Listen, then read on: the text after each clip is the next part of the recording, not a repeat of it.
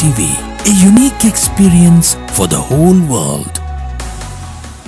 ക്രൂശിലായെനിക്കായി മരിച്ചവനേ, ക്രൂശിനെ എനിക്കായി ജയിച്ചവനേ, കാരിരും വാണിയാൽ മുറിഞ്ഞവനേ, ചാട്ടവാറിനടിയാൽ തളർന്നവനേ, യേശുവേ നീ എത്ര സഹിച്ചു, എൻ പാപങ്ങൾക്കായി നീ ക്രൂശിൽ മരിച്ചു. ഈശോയിൽ സ്നേഹമുള്ള ദൈവമക്കളെ, നോമ്പുകാല ചിന്തകളിലൂടെ നമ്മൾ കടന്നു പോകുമ്പം തീർച്ചയായിട്ടും ഇന്നത്തെ ചിന്തയ്ക്കായിട്ട് നാം തിരഞ്ഞെടുത്തിരിക്കുന്നത് യോഹന്നാൻ്റെ സുവിശേഷം 2-ാം അധ്യായം 14, 15, 16 വാക്യങ്ങളാണ്. ഞാനൊന്ന് വായിക്കാം.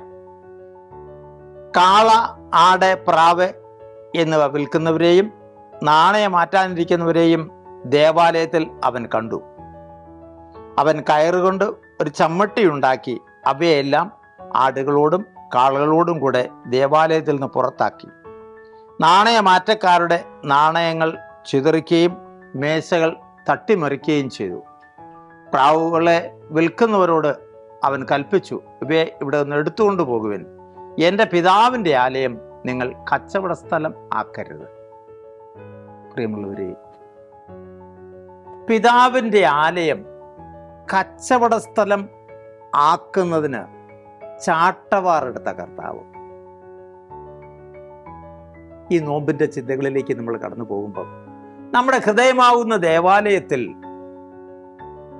എന്തൊക്കെ ഉണ്ട് എന്ന് ഈശോയ്ക്ക് വന്ന് കാണുമ്പോഴേ അറിയാം. ഈശോ നമ്മളിലേക്ക് യെരൂശലേം ദേവാലയത്തിലേക്ക് കടന്നു വന്നപ്പോഴേ അവൻ ഇത് കണ്ട് ചാട്ടവാറെടുക്കുകയാണ്.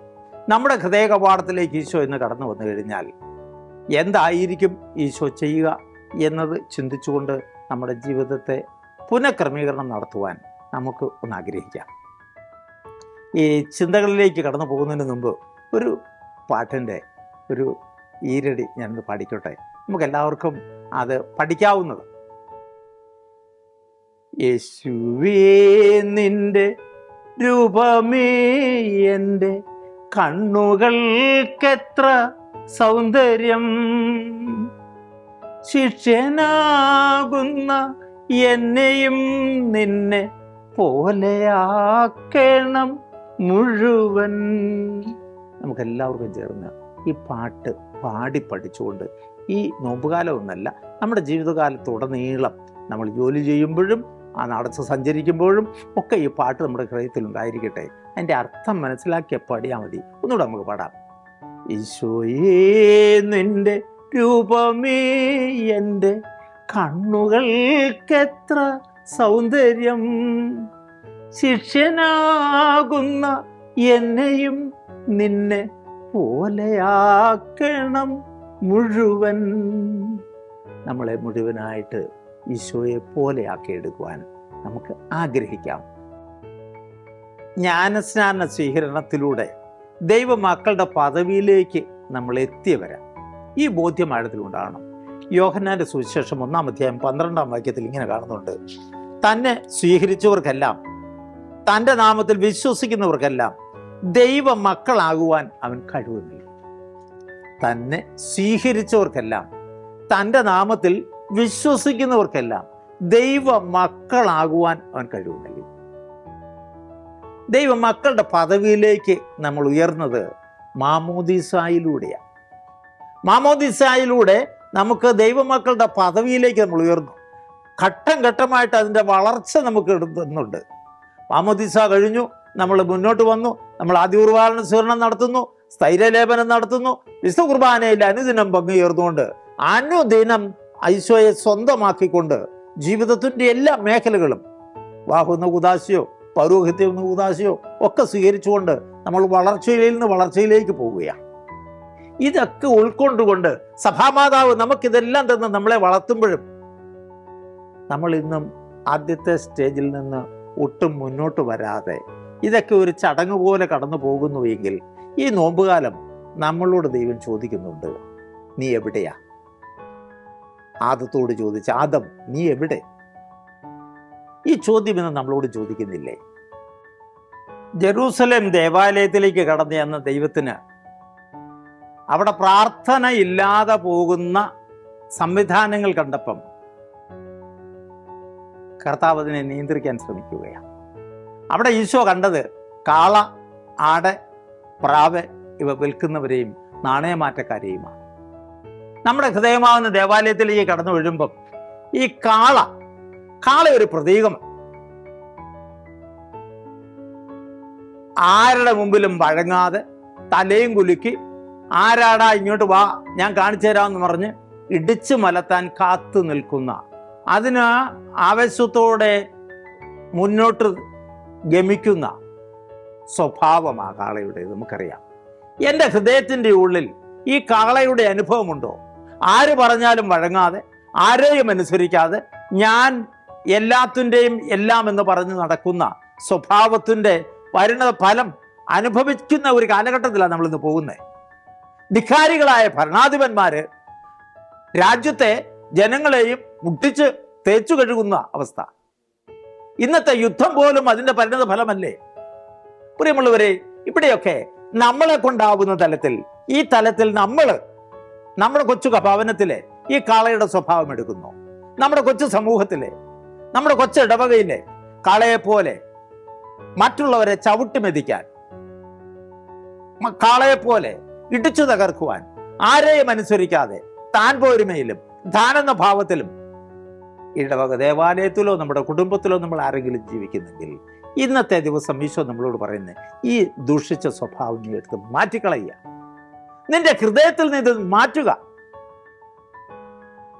ഒരു ദൈവ പൈതലിന് ചേരുന്നതല്ല ഈ കാളയുടെ മനോഭാവം നിന്നിലുള്ളത്. നിന്റെ വിശുദ്ധീകരണം ഇവിടെ ആവശ്യമാണ്. 2, ആടിന്റെ സ്വഭാവം നമുക്കറിയാം. വളരെ സൗമ്യമാണ്, ശാന്തമാണ്, വളരെ മനുഷ്യനോട് ഇണങ്ങുന്നതാണ്. എന്നാൽ ഇതിനുള്ള ഒരു സ്വഭാവം, അത് എവിടെ ചെന്നാലും ചെല്ലുന്നതിൻ്റെ എല്ലാം നാമ്പ് കടിക്കും, നാമ്പ് കടിച്ചെടുക്കും. വളരെ സൗമ്യമായിട്ട്, വളരെ ശാന്തമായിട്ട് നമ്മൾ നമ്മുടെ കുടുംബത്തിൽ ജീവിക്കുമ്പം നമ്മുടെ കുടുംബത്തിലും നമ്മുടെ സമൂഹത്തിലുമുള്ളവരുടെ വളർച്ചയ്ക്ക് തടസ്സമായി നിന്നുകൊണ്ട് അവൻ്റെ നാമ്പ് നുള്ളിക്കളയുന്ന അവസ്ഥ, അവൻ്റെ വളർച്ച നുള്ളിക്കളയുന്ന അവസ്ഥ, അത് നമ്മളുടെ പ്രവൃത്തി കൊണ്ടാകാം, നമ്മുടെ നാക്കുകൊണ്ടാകാം. പലപ്പോഴും പരദൂഷണക്കാരൊക്കെ ഇതിൻ്റെ ഇടപാടുകൾ ഈ നാമ്പ് നുള്ളലുകളാണ്. വളർന്നു വരുന്നവനെ തകർത്ത് കളയാൻ തക്കവണ്ണം നമ്മൾ എടുക്കുന്ന ഓരോ സ്റ്റെപ്പുകളും കാര്യമറിയാതെയോ അല്ലെങ്കിൽ വിദ്വേഷം കൊണ്ടോ അല്ലെങ്കിൽ അഹംഭാവം കൊണ്ടോ മറ്റുള്ളവരെ തകർത്ത് കളയുന്ന മനോഭാവം ഇത് നമ്മളിലുണ്ടെങ്കിൽ, മറ്റുള്ളവരുടെ വളർച്ചയിൽ അസൂയ നമ്മുടെ ഉള്ളിലുണ്ടാകുന്നെങ്കിൽ നമ്മളല്ലേ പോരായ്മകളുണ്ട്. ഒരുത്തന്നെ ഒരു നല്ല അഭിനന്ദനം കൊടുക്കേണ്ട സമയത്ത് പിന്നെ അവൻ ആരാ നമുക്കറിയത്തില്ലേ എന്ന മനോഭാവത്തോടെ നമ്മൾ അവനെ ധിക്കരിച്ച് അല്ലെങ്കിൽ അവനെ അപമതിച്ചു പോകുന്നെങ്കിൽ നമ്മളിവരെ ഈ ആടിന്റെ സ്വഭാവമാണ്. ഈ മൃഗത്തെ നമ്മുടെ ഹൃദയത്തിനകത്തുനിന്ന് എടുത്തു കളയാം. 3, പ്രാവ. നമുക്കറിയാം, പ്രാവ് വളരെ വളരെ സൗമ്യമായിട്ട് കാണാൻ ഭംഗിയാണ്, കൈക്കുമ്പിളിൽ കൊണ്ട് നടക്കാൻ ഭംഗിയാണ്, എല്ലാ തരത്തിലും ഇണങ്ങി പോകുന്നതാണ്. പക്ഷെ അതിൻ്റെ ഒരു സ്വഭാവം, അത് എവിടെ ആയിരിക്കുന്നോ അവിടെയൊക്കെ അത് കുറുമ്പൽ പോലെ കുറുന്ന് പറഞ്ഞിരിക്കും. അതിങ്ങനെ പെരുപരാന്ന് ചിറകിട്ട് അടിച്ചുകൊണ്ട് ആ പ്രദേശം മുഴുവൻ അഴുക്കാക്കും, മലിനമാക്കും, മലീസമമാക്കും. ഇത് അതിൻ്റെ ഒരു സ്വഭാവമാണ്. ഇതുപോലെ നമ്മുടെ കുടുംബത്തിനകത്ത് കുറുകുറുപ്പ്, പൂനുപൂനത്ത് വർത്താനവും പറഞ്ഞ് മക്കളോടും മരുമക്കളോടും ബന്ധുക്കളോടും ഒക്കെ ഇങ്ങനെ പരസ്പരം വിദ്വേഷം കുത്തിവെച്ച് നമ്മൾ വല്ലത്തിനുണ്ടോ ഒന്നുമില്ല. ആരെ കാണുമ്പോഴും വളരെ സൗമ്യമാണ്, വളരെ ശാന്തമാണ്, വളരെ സന്തോഷത്തോടെ ഇടപെടും. പക്ഷേ അതിനകത്ത് ഈ ഒരു കുറുമല്ല ഇരിക്കുന്ന ഇടമൊക്കെ അസ്വസ്ഥമാക്കും. പരദൂഷണം കൊണ്ടും മറ്റു ചില സ്വഭാവം കൊണ്ടും ആ പ്രദേശം മുഴുവൻ കാണാനും ഇടപെടാനും ഒക്കെ നല്ലതാണ്. പക്ഷേ ഈ ഒരു വിദ്വേഷ സ്വഭാവം ഈ മോശ സ്വഭാവം ഇതൊക്കെ എടുത്തു കളയാൻ കർത്താവ് ആഗ്രഹിക്കുക. ഇതൊന്നും നമ്മുടെ ഹൃദയത്തിൽ കുടികൊള്ളേണ്ടതല്ല.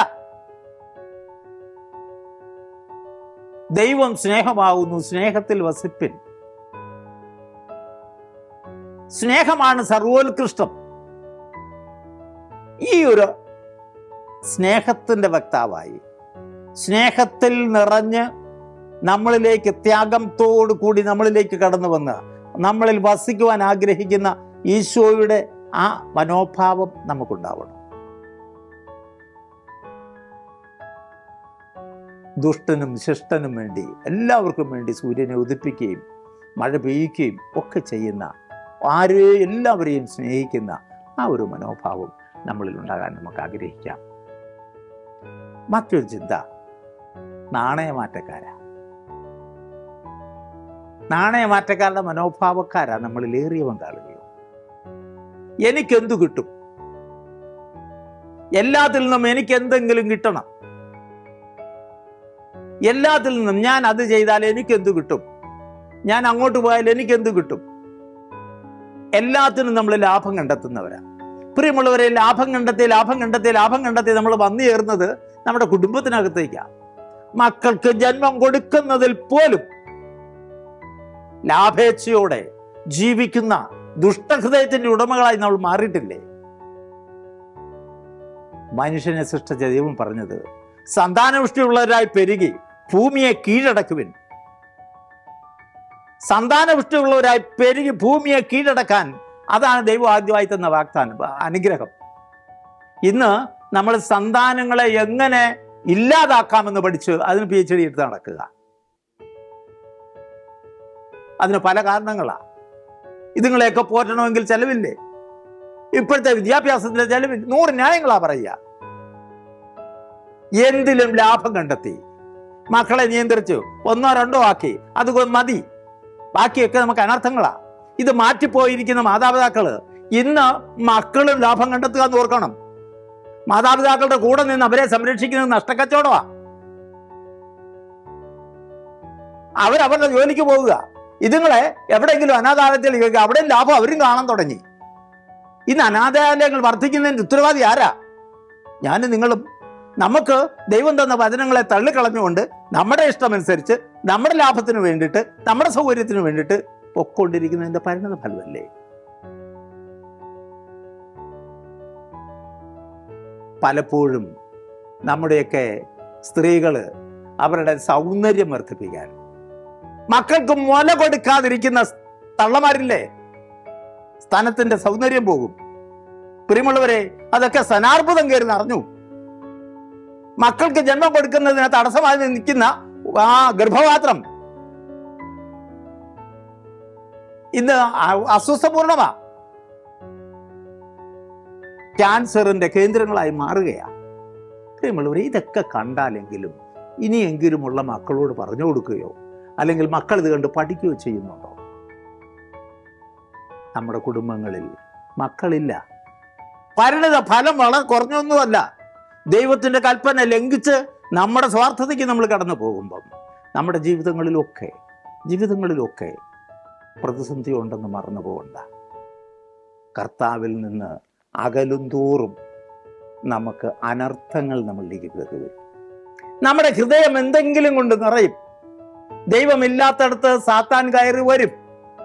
അവന്റെ ഭരണം എൻ്റെ ഹൃദയത്തിലും എൻ്റെ കുടുംബത്തിലും ഞാൻ പോകുന്ന ഇടങ്ങളിലുമൊക്കെ നിറയുമെന്നുള്ളത് മറന്നു പോകണ്ട. നമ്മൾ ലാഭേച്ഛയോടുകൂടിയുള്ള നമ്മുടെ ജീവിതം അവസാനിപ്പിച്ച് സ്വയം പരിത്യജിച്ച ഈശോയുടെ മനോഭാവം ഉണ്ടാകാൻ ഈ നോമ്പുകാലം നമുക്ക് സഹായകരമാകണം. സ്വയം പരിത്യജിച്ച് പോകുന്ന എല്ലാം വ്യയം ചെയ്യാൻ ഗോതമ്പ് മണി നിലത്ത് വീണ് അഴുകുന്നില്ലെങ്കിൽ അത് ഫലം പുറപ്പെടുവിക്കത്തില്ല. കൃത്യമായിട്ട് കർത്താവ് നമ്മൾ തോന്നുന്നു. നമുക്കറിയാം, നമ്മളൊക്കെ അനേകര് കൃഷിക്കാരാ. ഗോതമ്പ് മണി, നെല്ല്, ഗോതമ്പ് ഒക്കെ നിലത്ത് വീണ് അഴുകണം. അപ്പോഴതിന്ന് മുളയെടുക്കുക. അതെന്തുമാത്രം ധാന്യങ്ങളാ ഉൽപ്പാദിപ്പിക്കുന്നത് നമുക്കറിയാം. ഈ അഴുകാതിരുന്നാൽ ഒന്നും ഉണ്ടാകില്ല. ഉപ്പ് ഉറ കെട്ടുപോയാൽ എന്തിനു കൊള്ളാമെന്ന് ഈശോ നമ്മളോട് ചോദിച്ചില്ലേ? ഉപ്പ് അലുക്കാൻ വിട്ടുകൊടുക്കുന്നില്ലെങ്കിൽ കല്ലായി അത് മാറി പുറത്തിറങ്ങി ചവിട്ടിക്കളയാനല്ല അതൊന്നും കൊള്ളത്തില്ല എന്ന് കർത്താവ് പറഞ്ഞു. പുറത്തെറിഞ്ഞ് ചവിട്ടിക്കളയും. അഴുകണം പ്രിയമുള്ളവരെ. ആ ഉപ്പ് നമുക്കതൊരു ടേസ്റ്റി ആയിട്ട് ഉപ്പായിട്ട് മാറണമെന്നുണ്ടെങ്കിൽ അത് അഴുകി ഇല്ലാതാകുമ്പോഴാണ് ആ ഗുണം നമുക്ക് കിട്ടുക. നമ്മുടെ ജീവിതം ഈ തലത്തിലേക്ക് ഭൂമിയുടെ ഉപ്പായി മാറാൻ, ലോകത്തിൻ്റെ പ്രകാശമായി മാറാൻ വിളിച്ച തമ്പുരാൻ്റെ വഴികളിൽ മുന്നോട്ട് പോകുന്നില്ലെങ്കിൽ അത് നമുക്ക് അനർത്ഥത്തിലേക്ക് എത്തും. നമ്മുടെയൊക്കെ ശവസംസ്കാര വേളകളിൽ നമ്മൾ അവസാന നിമിഷത്തിലേക്കൊക്കെ വരുമ്പോൾ ഒരു പാട്ട് പാടാറുണ്ട്. മരണം വരുമൊരു നാൾ ഓർക്കുക മർത്യാ നീ, കൂടെ പോരും നിൻ ജീവിത ചെയ്തികളും, സൽകൃത്യങ്ങൾ ചെയ്യുക നീ അലസത കൂടാതെ. കൂടെ പോരുന്ന ആരാന്ന് നമുക്കറിയാം അല്ലേ? പലപ്പോഴും നമ്മൾ ചോദിച്ചാണെങ്കിൽ പറയും സൽകൃത്യങ്ങളാണെന്ന് പറയും. ആ പാട്ട് ഒന്നുകൂടെ പാടിയാൽ നമുക്കറിയാം സൽകൃത്യങ്ങളല്ല കൂടെ പോരുന്നത്. കൂടെ പോരുന്നിൻ ജീവിത ചെയ്തികൾ. നിന്റെ ജീവിതത്തിൻ്റെ ഓരോ ചെയ്തികളും, ഓരോ മൂമെന്റുകളും, നിന്റെ ഓരോ ഭാവങ്ങളും, നിന്റെ നോട്ടങ്ങളാകട്ടെ, നിന്റെ ഹൃദയത്തിൻ്റെ മനോഭാവങ്ങളാകട്ടെ, ഇതെല്ലാം നിനക്ക് സാക്ഷ്യത്തിനായി നിന്റെ കൂടെ പോരും. നിന്റെ സാക്ഷ്യത്തിനായി അവസാനം നിന്റെ കൂടെ പോരും. ഇതാണ് നിനക്ക് വിധിയായിട്ട് വരിക. നിന്റെ വിധിയാളനായിട്ട് വേറെ ആരുമല്ല. നിന്റെ ജീവിതകാലത്ത് നീ കാണിച്ചതും പ്രവർത്തിച്ചതും സംസാരിച്ചതും നിന്റെ മനസ്സിലൂടെ കടന്നുപോയ വിചാരങ്ങൾ പോലും അവിടെ നിനക്ക് സാക്ഷ്യം വഹിക്കാൻ കൂടെ പോരും നിൻ ജീവിത ചെയ്തുകൊള്ളും. അതുകൊണ്ട് നമ്മളോട് സഭാമാതാവ് അവിടെ നിൽക്കുന്ന ആളുകളോടൊക്കെ പറയുന്ന ഒരു ആഹ്വാനം കൂടുണ്ട്. നമ്മൾ പലപ്പോഴും ഇത് മരിച്ചവർക്ക് വേണ്ടി പ്രാർത്ഥിക്കാൻ നമ്മൾ ചെല്ലുന്നത്. മരിച്ചു കിടക്കുന്ന വീട്ടിൽ പോകുന്നത് മരിച്ചവർക്ക് വേണ്ടി പ്രാർത്ഥിക്കാൻ, തീർച്ചയായിട്ടും അതുണ്ട് അതിനകത്ത്. പക്ഷേ സഭാമാതാവ് നമുക്ക് തരുന്ന കൂടെ പോരുന്ന ജീവിത ചെയ്തികളും, മരണം വരും ഒരു നാൾ ഓർക്കുക മർത്യാ നീ. ഓർക്കുക മർത്യാ എന്ന് പറഞ്ഞാൽ മരിച്ചു കിടക്കുന്നതിനോടല്ല, അവിടെ നിൽക്കുന്നവരോടാണ്. മരണം വരും ഒരു നാൾ ഓർക്കുക മർത്യാ നീ, കൂടെ പോരുന്നിൻ ജീവിത ചെയ്തികളും. ഞാനിവിടെ നിർത്തുക പ്രിയമുള്ളവരെ. കൂടെ പോരാൻ നമ്മുടെ ജീവിത ചെയ്തികളാണ്. ഈ നോമ്പ് കാലത്തെങ്കിലും നമുക്ക് നമ്മളെ തന്നെ ഒന്ന് ശോധന ചെയ്തുകൊണ്ട് നമ്മളിൽ എന്തെങ്കിലും മാറ്റങ്ങൾ വരുത്തണമെങ്കിൽ വരുത്തിക്കൊണ്ട് നല്ല കുമ്പസാരം നടത്തിക്കൊണ്ട് പോയി കുമ്പസാരിക്കണം. പൂർണ്ണമായ സമർപ്പണത്തോട് പോയി. ദൈവം നമുക്ക് തന്നിരിക്കുന്ന വലിയ അനുഗ്രഹമാണ് കുമ്പസാരം. അത് പാഴ്വേലയാണെന്ന് പറഞ്ഞു വെക്കുന്നവരൊക്കെ സാത്താന്റെ മക്കളാ. പരിശുദ്ധമായ കുമ്പസാരത്തിലൂടെ നമ്മുടെ പാപങ്ങൾ ഏറ്റുപറഞ്ഞ് അതിൽ നിന്ന് മോചനം പ്രാപിച്ചു വിശുദ്ധിയിൽ ജീവിക്കാൻ ദൈവം തരുന്ന ഈ അവസരങ്ങൾ, ഉപവാസവും പ്രാർത്ഥനയും അനുതാപവും ഒക്കെ സ്വയം ഏറ്റെടുത്തുകൊണ്ട് നമുക്ക് ഈ നോമ്പുകാലം അനുഗ്രഹപ്രദമാക്കാം. ദൈവം തന്നെ അനുഗ്രഹിക്കട്ടെ. പിതാവിൻ്റെയും പുത്രൻ്റെയും പരിശുദ്ധാത്മാവിൻ്റെയും നാമത്തിൽ. Mars Riva TV, a unique experience for the whole world.